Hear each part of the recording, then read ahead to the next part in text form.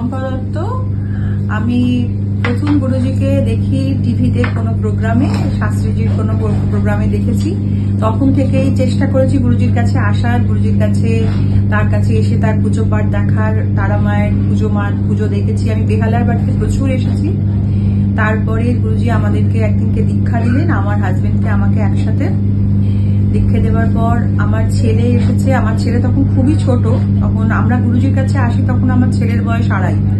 তারপরে যখন ছেলে একটু একটু করে কথা বলতে শিখলো, বড় হলো, 4 বছর বয়সে গুরুজির কাছে এসে মানে সূর্য মন্ত্র বলেছিল। সেই ছেলে আস্তে এখন বড় হয়েছে, অনেকটাই বড় হয়ে গেছে গুরুজির আশীর্বাদে। আমাদের সংসারও ঠিকঠাক করে চলছে, সবকিছুই চলছে। আর ছেলে এখন আমার ডাক্তার, এনআরএস হসপিটালে রয়েছে, নিউরো সার্জারিতে রয়েছে। আর চলছে আমাদের সংসার, চলছে। আমাদের গুরুজির আশীর্বাদ আমাদের মাথার উপর আছে। আমার দাদার সঙ্গে গুরুজি যুক্ত রয়েছে, কারণ আমার দাদার সঙ্গে গুরুজি যুক্ত রয়েছে এটা বলা ভুল হবে।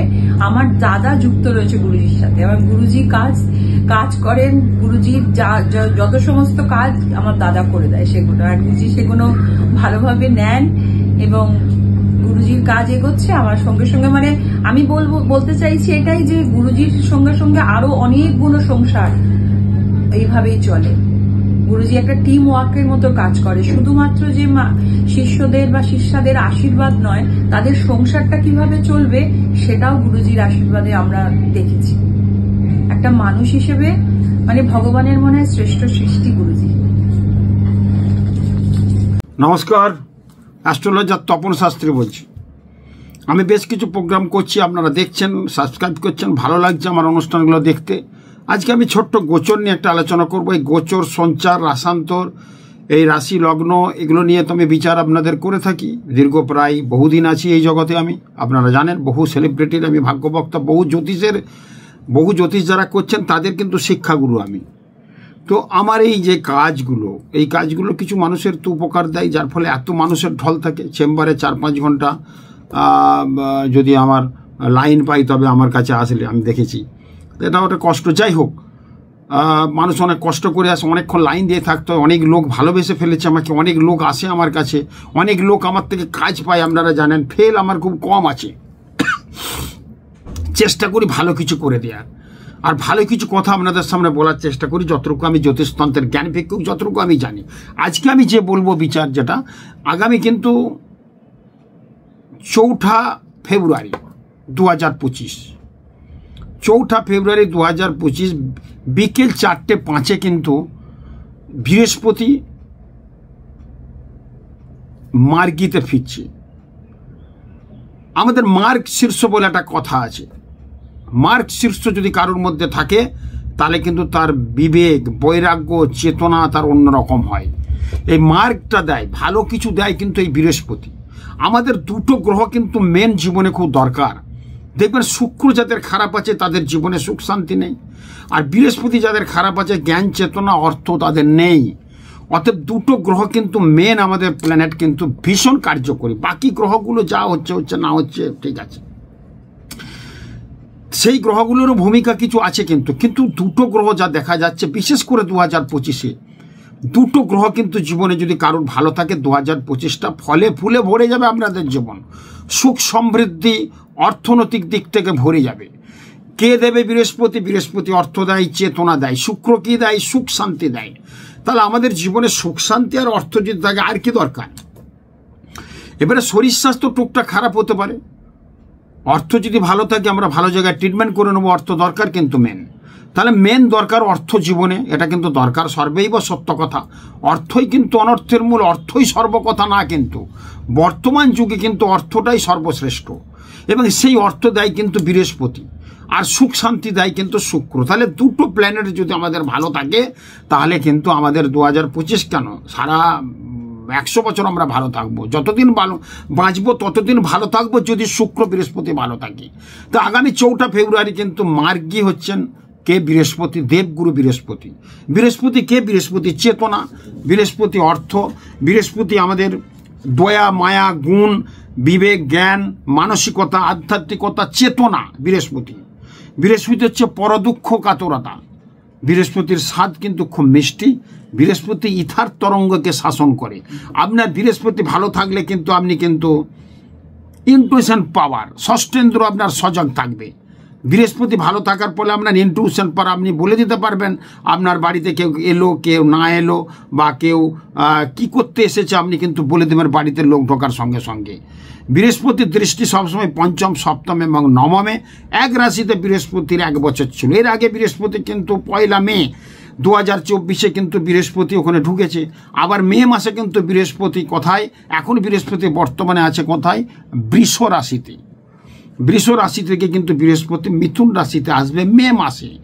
কিন্তু এই 4 ফেব্রুয়ারি 2025 বিকেল 4:05 বৃহস্পতি কিন্তু বক্রী ছিল। সে মার্গী অবস্থায় কিন্তু ভীষণভাবে সে কিন্তু আমাদের শাসন করবে। কিন্তু এই মার্গী অবস্থায় বৃহস্পতি মানে কয়েকটা রাশির কি ভালো হবে বলার অপেক্ষা রাখে না। সেই রাশিগুলো সম্বন্ধে আমি কিন্তু বলবো। বৃহস্পতি আরও বলছে ধর্মপথে উন্নতি করায়, সৎ পথে উন্নতি জ্ঞান করায় বৃহস্পতি। বিদ্যা জ্ঞান উচ্চ আকাঙ্ক্ষা বৃহস্পতি কিন্তু করায়। জনগণের সঙ্গে মেলামেশাটা বৃহস্পতি দেয়। অনেক ছেলে দেখবেন একটু ঘর কোনো থাকে, বৃহস্পতি খারাপ থাকলে এটা হয়, বাইরে বেরোতে পারবে না, প্রকাশটা তার কম। অনেক দেখবেন ভালো ভালো জ্ঞান আছে কিন্তু মাইক্রোফোনের সামনে স্পিচ দিতে পারবে না। তাকে বৃহস্পতিকে ভালো থাকতে হবে। বৃহস্পতি জ্ঞান চেতনা, স্পিচের কারকগুলো কিন্তু বুধ, কথাবার্তা কারক বুধ। কিন্তু এই যে সাহস কুলিয়ে কথাটা বলবে, ভালো ভাষণ, ভালো বক্তা, তাদের কিন্তু বৃহস্পতি ভালো। জনগণের উপর প্রভাব বিস্তার বৃহস্পতি কিন্তু করায়। সৎ সামাজিক কাজ প্রতিষ্ঠা কিন্তু বৃহস্পতি করায়। পৌরসভার কোনো উচ্চ পদে যদি কাজ করে থাকে সে কিন্তু বৃহস্পতি ভালো। এমএলএ এমপি মন্ত্রী এবং সর্ববিপদ থেকে উদ্ধার বৃহস্পতি কিন্তু করায়। জনহিতকর কাজে খ্যাতি এবং উন্নতি বৃহস্পতি কিন্তু করায়। বৃহস্পতির কিন্তু এতগুলো কাজ। বৃহস্পতি ভালো থাকলে লোমযুক্ত দীর্ঘদেহ হবে। বৃহস্পতি ভালো থাকলে দেখবেন প্রচুর গায়ের লোম থাকবে, কি পুরুষ কি মেয়েদের প্রচুর গায়ে লোম থাকবে এবং একটু দীর্ঘ প্রকৃতির লম্বা চৌড়া কিন্তু হবে সেই ব্যক্তি। ফর্সা রং হবে এবং খাদ্যদ্রব্যের ব্যবসা করবে, খাবারের একটা দোকান করবে, মুদির দোকান করবে, হোটেল রেস্টুরেন্ট, চাল ডাল গম প্রভৃতির ব্যবসা কিন্তু বৃহস্পতির ক্ষেত্রে ভীষণ ভালো হবে। লেখক ব্যবসা, পুস্তক ব্যবসা, অধ্যাপনা, মাস্টারি, গুরুগিরি, এগুলো কিন্তু পুরোহিতের কাজ, আধ্যাত্মিক গুরু, এগুলো কিন্তু মসজিদের ইমাম, চার্চের কিন্তু ফাদার, এগুলো কিন্তু বৃহস্পতি করায়। তাহলে বৃহস্পতি বুঝতে পারছেন কতগুলো, এগুলো বহু ক্যালকুলেশন অঙ্ক থেকে বলছি বৃহস্পতি। সেই বৃহস্পতি কিন্তু মার্গী হচ্ছে। দেখুন বক্রী আর মার্গীর মধ্যে আপনাদের কোনটা শুনতে ভালো লাগছে? আপনাদের কি ভালো লাগছে বলুন? বক্রীটা শুনতে ভালো লাগছে না মার্গী শুনতে? মার্গ শীর্ষে গমন করে সেটা ভালো না বক্রীটা ভালো? নিশ্চয়ই মার্গী হওয়া মানেই কয়েকটা রাশির ক্ষেত্রে কিন্তু ভীষণ ভালো হবে। আবার বৃহস্পতি যদি কারোর খারাপ হয়ে যায়, অধার্মিক হবে, নাস্তিক হবে, অন্যায় পথে উপার্জনের জন্য সে চিন্তা ভাবনা নেবে, ইচ্ছা শক্তি তার অনেক বিভিন্ন দিক থেকে অন্যায় কাজে জড়িয়ে যাবে, ইচ্ছা শক্তি তার কোনো কিছুতে থাকবে না, বদনাম হবে, উচ্চ বিদ্যায় বাধা প্রভৃতি নানা কুফল দেখা দেয় যদি বৃহস্পতি তোমার খারাপ থাকে। সেই বৃহস্পতি আগামী 4 ফেব্রুয়ারি বিকেল 4:05 বৃহস্পতি মার্গীতে কিন্তু ফিরছে, বক্রী থেকে বৃষ রাশিতে। এই মার্গীর ফলে কি হয়? মার্গদর্শন হবে, একটা অর্থনৈতিক ডেভেলপমেন্ট হবে। তার মধ্যে কিন্তু 4টে রাশির কিন্তু ভীষণ ভালো হবে। যার মধ্যে কার ভালো হবে? মেষ রাশির ভালো হবে। 4 ফেব্রুয়ারির পর দেখবেন মেষ রাশির একটু খারাপ মন্দ যাই হোক না কেন, মেষ রাশির কিন্তু ভীষণ একটা ভালো রেজাল্ট হবে, আপনারা মিলিয়ে নেবেন। মেষ রাশির কি হচ্ছে? দ্বিতীয় ঘরে মার্গী হচ্ছে বৃহস্পতি। দ্বিতীয় ঘর থেকে আমাদের ধন, দ্বিতীয় ঘর থেকে আমাদের রূপ রস লাবণ্য, আত্মীয় কুটুম্ব, এগুলো বিচার করতে হয়। বিশেষ করে দ্বিতীয় ঘর থেকে আমরা ধন বিচার করি।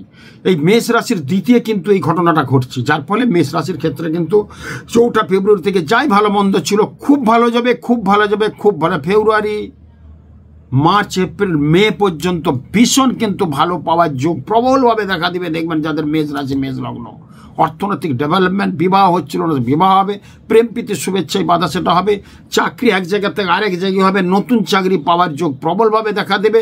শরীর স্বাস্থ্যের দিকে একটু নজর দিতে হবে। বাকি বৃহস্পতি কিন্তু মেষ রাশির ক্ষেত্রে কিন্তু খুব ভালো আছে। এরপর আমি বলবো কন্যা রাশি। কন্যা রাশির নবম ভাবটাকে আমরা বলি ভাগ্যভাব।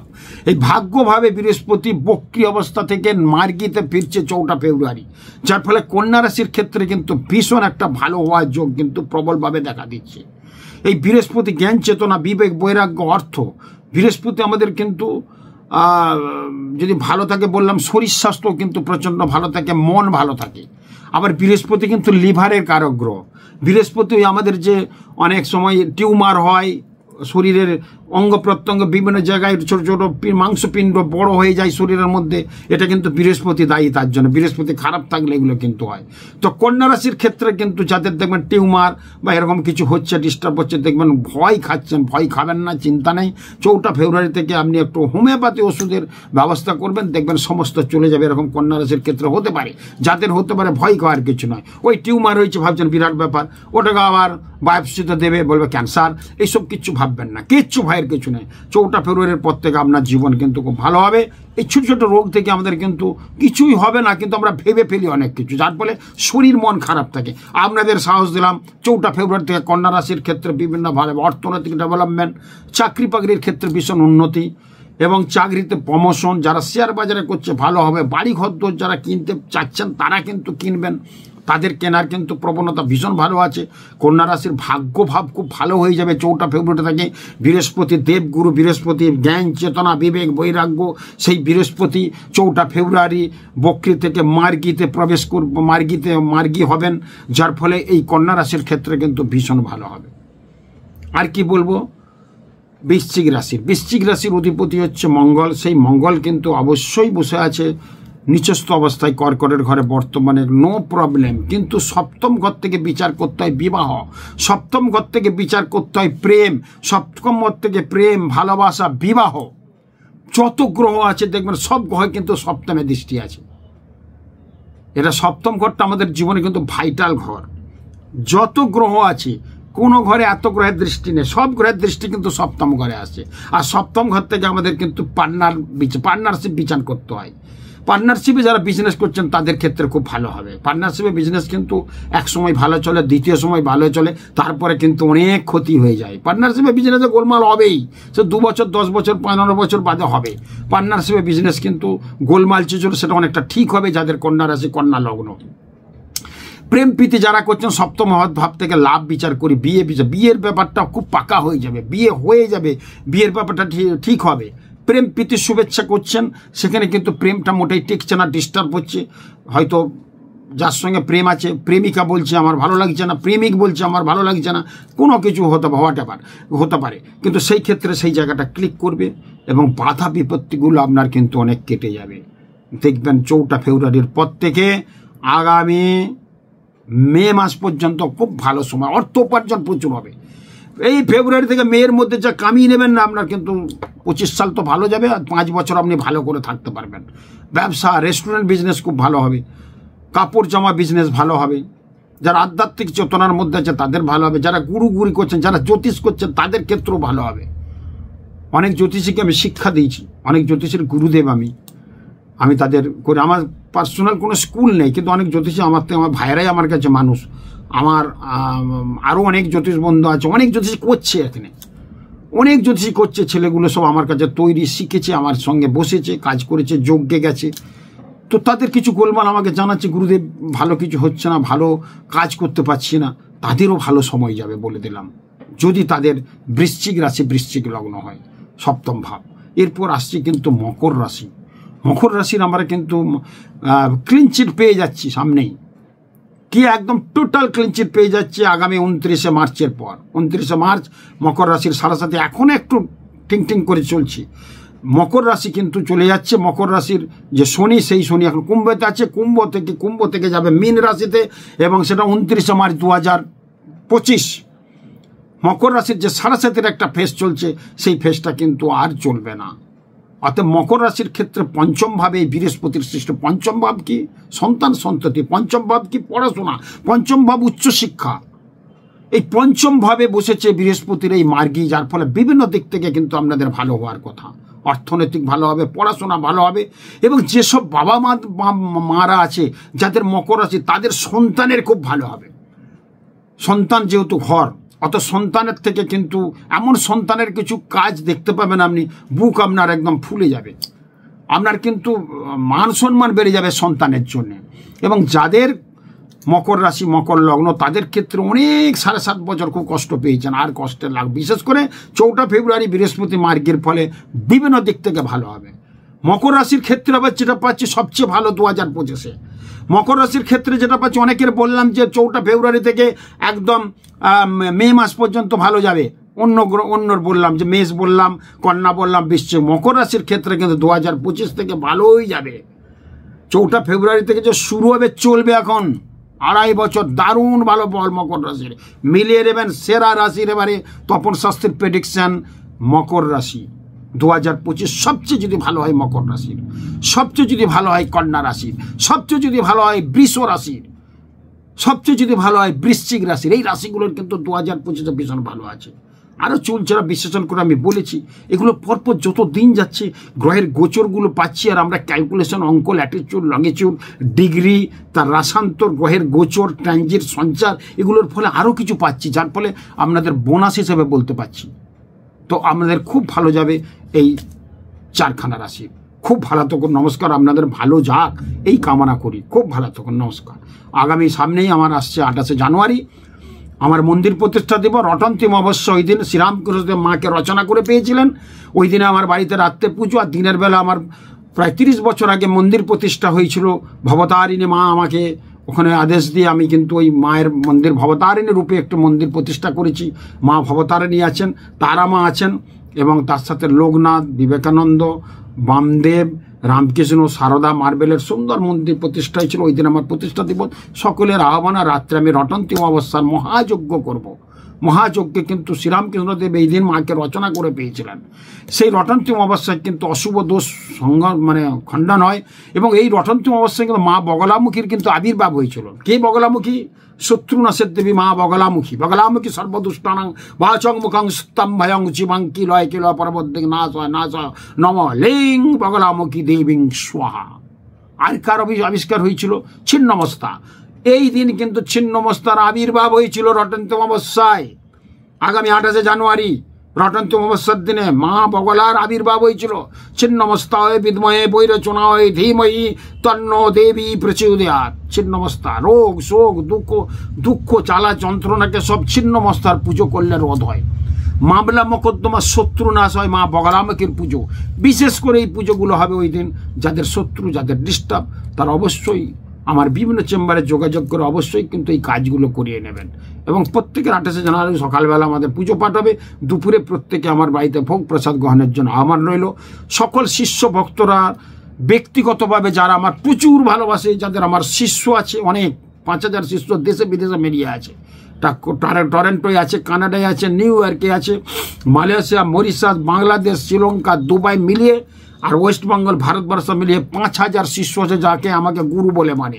সমস্ত শিষ্যরা কিন্তু উদ্দেশ্যে আমি বলছি, যদি সময় হয়, সুযোগ হয়, 28 তারিখে সকালে এসে বাড়িতে পুজো পাঠ যজ্ঞ হবে, দিনের বেলাও যজ্ঞ হবে। মায়ের পুনশ্চরণ, মায়ের সিঞ্চন, মায়ের প্রাণ প্রতিষ্ঠা আবার নতুন করে হবে। মায়ের সমস্ত কিছু করে পুজো পাঠ যজ্ঞের মাধ্যমে ভোগ প্রসাদ খাওয়ার জন্য আমি অনুরোধ জানাচ্ছি। যারা ভক্ত তারাও আসুন, শিষ্য ভক্তরা আসুন। আমার অনেক ভক্ত ক্লায়েন্ট যারা আমার কাছে দেখান তারাও আসতে পারেন। 28শে জানুয়ারি সকালবেলা আসুন। আর রাত্রে যাদের যজ্ঞ পুজো সেখানে আবার কিছু মানুষের কাজ হবে। খুব ভালো থাকুন, নমস্কার। আরও ভালো হোক।